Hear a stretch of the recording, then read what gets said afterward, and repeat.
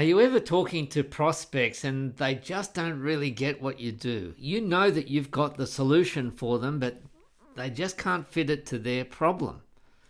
They can't see what you can see, that your solution is actually a good fit. So how do you get them around that? Well, in this video, I'm going to walk you through what I call the yes but formula for connecting with your client's pains. Now, before we go on, if you are new to this channel, then consider subscribing, because I share a lot of information on how you can talk to prospects and talk to clients to help move the deal along. So let's get into it. The yes but formula for connecting with your client's pains, because clients are always thinking, it may be good, but is this right for me? And so that is what the yes but formula is. They're not doubting your solution. They're just saying, yeah, look, it's a good solution.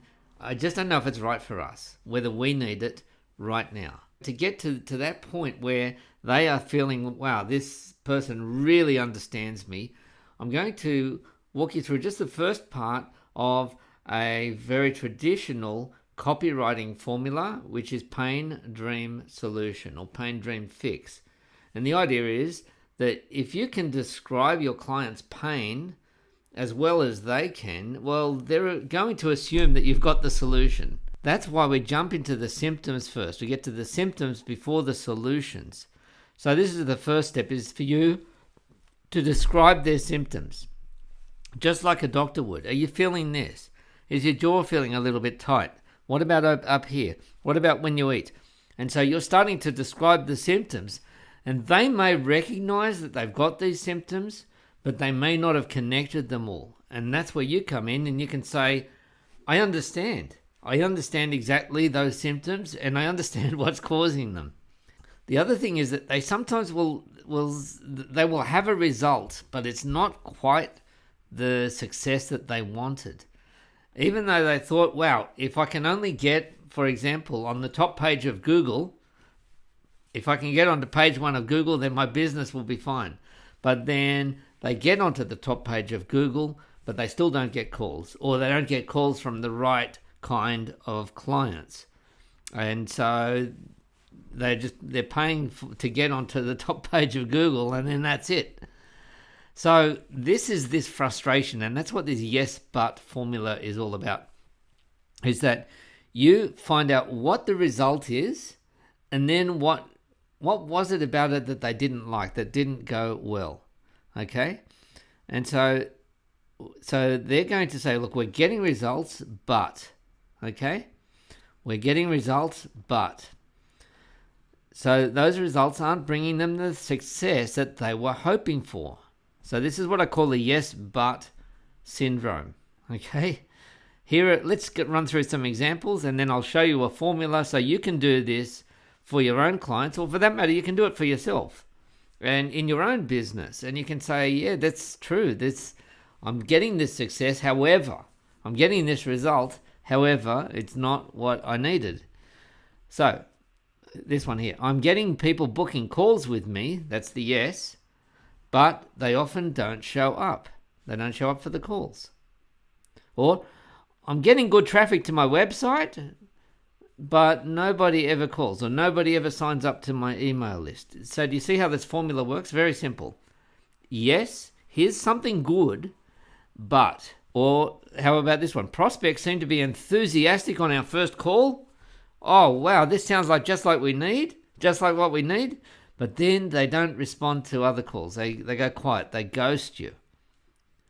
And so this is why what we're doing is really trying to ask your client, where does it hurt? By the way, I'll include a link to this blog post below this video on YouTube. So a simple formula, what's behind it is that it gets the good news and the bad. It doesn't sort of gloss over the bad news. It recognizes it. But it doesn't say, oh, look, everything that you've done is bad either, okay? So it's getting that mixture of the good and the bad.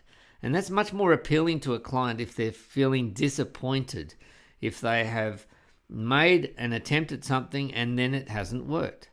For example, I've built my website. I spent a lot of money getting the website going, but it hasn't changed my business. It hasn't brought me any new clients, if that's what the website is meant to do. The idea here is that we're not being super positive and we're not being super negative. We're simply trying to recognize reality. So this is really about asking your client, where does it hurt? And you're not yet offering the solution. You're not even diagnosing maybe, but you're just understanding, is this what you're going through?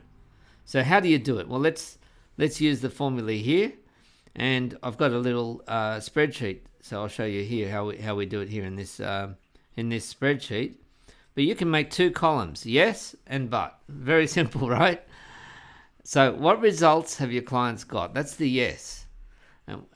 But, yeah, look, we got those results, but they didn't work for us. They didn't do what we wanted them to do. So let's have a look at the first example here. I'm getting people booking calls with me, but they often don't show up. We just saw that example a minute ago, all right? What about this one?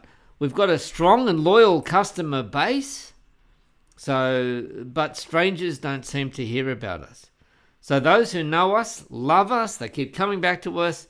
We keep our clients for years, but somehow the message isn't getting outside of that circle, outside of that bubble. The message isn't getting out about what it is that we do. The client agreed to buy our highest priced package, but they haven't signed the contract or they haven't paid the deposit. Okay, very common problem. And this last one here. When I'm working with clients, they love what I say, but my online courses don't seem to get any traction. So what's happening there is that the clients love the dialogue and they really get moved, but when it's a monologue in the online course, there's something that is missing, and so the clients are not responding and they're not buying your courses.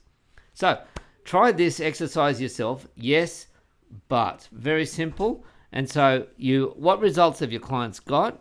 And then why didn't that give them the success that they hoped for? Yes, but.